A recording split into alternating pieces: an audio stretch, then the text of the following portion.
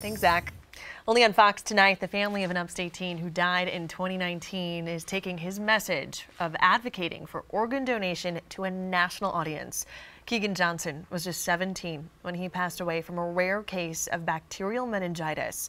Now, months before, while getting his driver's license, Keegan checked the box to become an organ donor after being inspired by a boy in his neighborhood who received a kidney transplant. And you might be familiar with Keegan's story from our coverage right here on Fox Carolina, but what you might not know is his decision to become a donor right before his death created a movement that will come to a head when the family rides on the Donate Life float at the Rose Bowl Parade New Year's Day. Only Fox Carolina's Matt Kaufax caught up with Keegan's family, who was out sightseeing in California today. He has more on their inspiring story.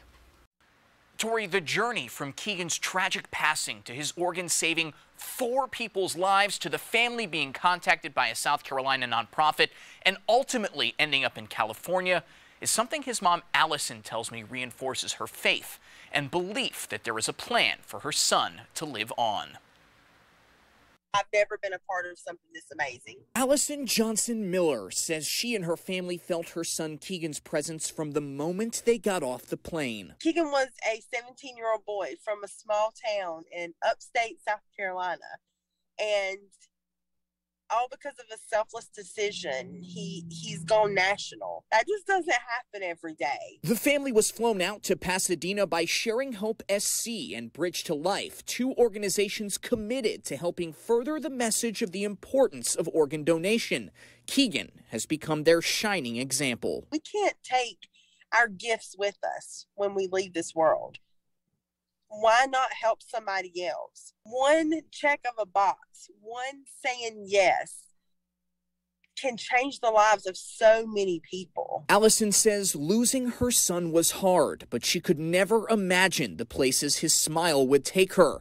The family has already spent days decorating a float bearing Keegan's likeness, which will be in tomorrow's Rose Bowl parade. Just yesterday, Keegan's father, Joey, was able to place the fluorograph of Keegan's face onto the float, something donor families are rarely allowed to do themselves. I truly feel like I know God's plan now for Keegan's message and what's to come out of this tragedy. 5 of Keegan's major organs saved 4 lives after he passed. His bones and tissue helped countless others.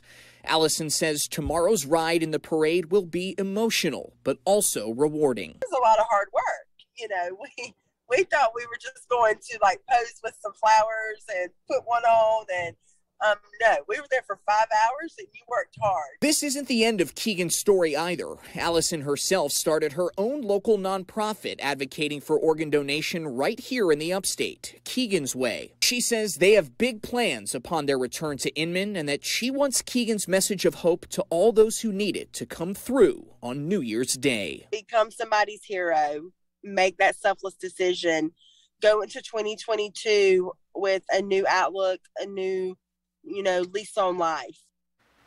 The Rose Bowl parade begins at 11 a.m. New Year's Day. I'm told that the Donate Life Courage to Hope float won an award, so it is guaranteed to be shown on TV. There will probably be a shout out to Keegan during the broadcast for those of you watching at home as well. And the family will probably be wearing some of these shirts. Keegan's Way, it's the nonprofit. This heart signifying his heartbeat. They will have those out in abundance. I'm sure a lot of folks looking forward to seeing our boy represented up there in Pasadena. Live in the studio tonight, Matt Kaufax, Fox Carolina, the 10 o'clock news.